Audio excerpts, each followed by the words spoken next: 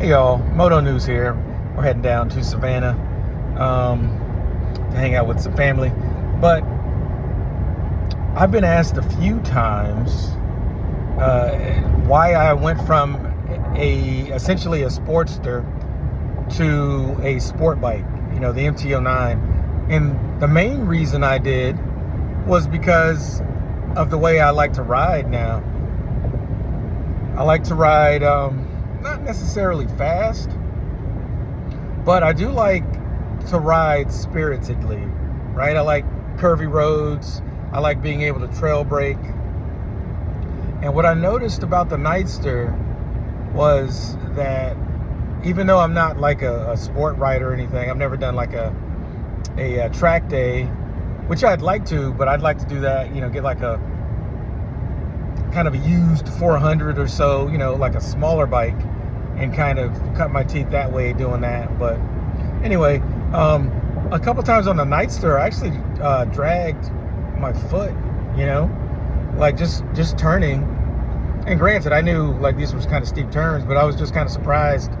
Another thing that I noticed was that I didn't really like the riding position based on the way that I recently have liked to ride, like I said, more sporting, more spirited, and just having my feet in front of me, in the standard mid pedal position.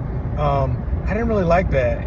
And as an aside, I like what Indian has done with the 101 Scout, but the things that kind of made me decide, okay, that's not a bike for me, or rather cruisers, sporty cruisers aren't really for me anymore, was because I tried to configure the Scout online with kind of like rear sets.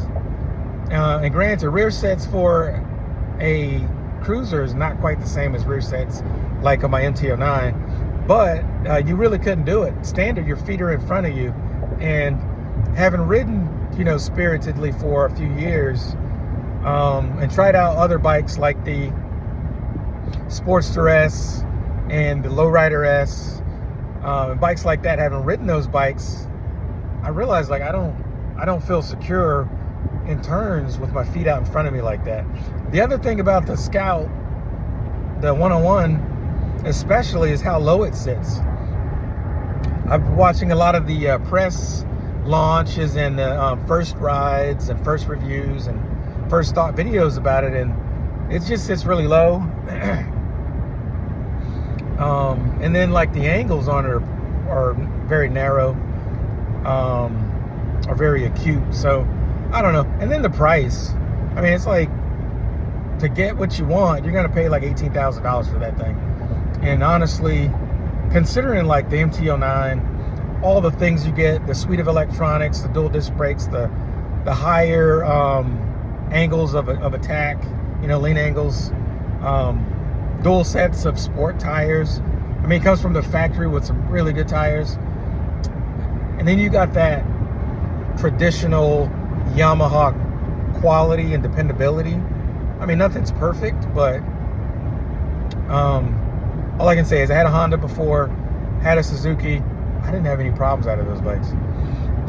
My Harley Davidson, on the other hand, had a persistent no start issue even after I had the recall stuff done, and they replaced some control units and the hand controls and a line that ran from the battery to the BCM or whatever they were telling me, and I still had the no start. So I don't know.